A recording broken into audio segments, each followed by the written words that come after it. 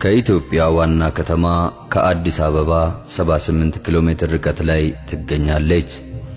በ1926 ዓመተ ምህረት የተመሰረተች ስትሆን በኦሮሚያ ብሔራዊ ክልላዊ መንግስት በምዕራብ ሸዋ ዞን በደንዲ ወረዳ ውስጥ የምትገኝ የደንዲ ወረዳ ዋና መቀመጫ ነች።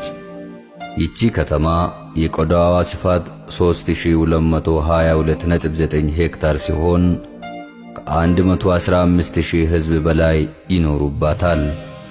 ውቢቷና በአረንጓዴ ተፈጥሮ የተከበበችው ግንጪ ከተማም በተፈጥሮ ጸጋ የተንቆጠቆጠች ማራኪ አልፎም የምሁራን የአገር ባለውለታ ጀግኖችና የብርቅዬ አትሌቶች ማፍለቂያ ከተማ ነች።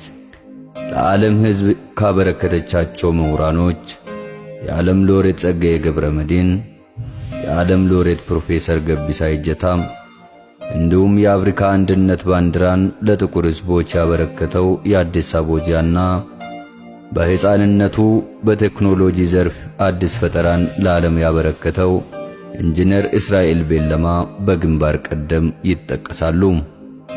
ለአገር ውለታ ካበረከተቻቸው ጀግኖች መካከልም የበጋው መብረቅ ተብሎ የሚጠራው የጣሊያንን ጦር አይቅጡ ቅጣት በመቅጣት የሚታወቀው ጄኔራል ጃገማ ኬሎ እና በውጊያው ስልቶ የሚታወቀው የታውራሪ ሀብተ ጊዮርጊስ ዲነግዴ ወይም ደግሞ አባ መላ ያፈራች ከተማ ነች።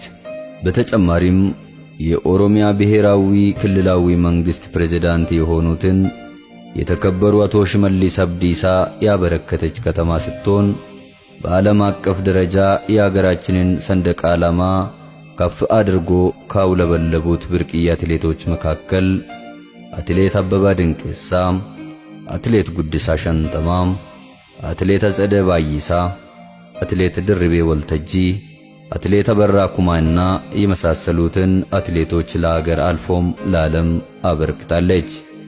በታሪክ ከለገሳት ተፈጥሮ ሀብቶቿ መካከልም ጭስ አልባው ነዳጅ ተብሎ በኢትዮጵያ ሕዝብ ዘንድ የሚታወቀው ልህቁ ባለቅኔ የዓለም ሎሬት ጸጋዬ ገብረመድኅን ቀዌሳ አዋሽ ብሎ በግጥም ጽሑፍ የከተበበት ወንዝ ምንጭና ማፍለቂያ ነች ግንጭ ከተማም።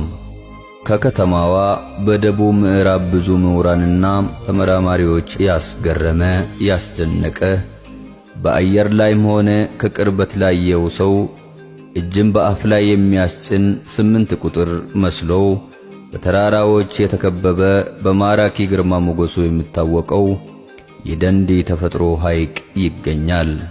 ከከተማዋ በ5 ኪሎ ሜትር ርቀት ላይ የሚገኘው ከሰሜን ምስራቅ እስከ ሰሜን ምዕራብ በተለያዩ በተፈጥሮ ሰው ሰራሽ ችግኞች ያሸበረቀው የጭልሞ ደን ጎምለል ብሎ ይታያል።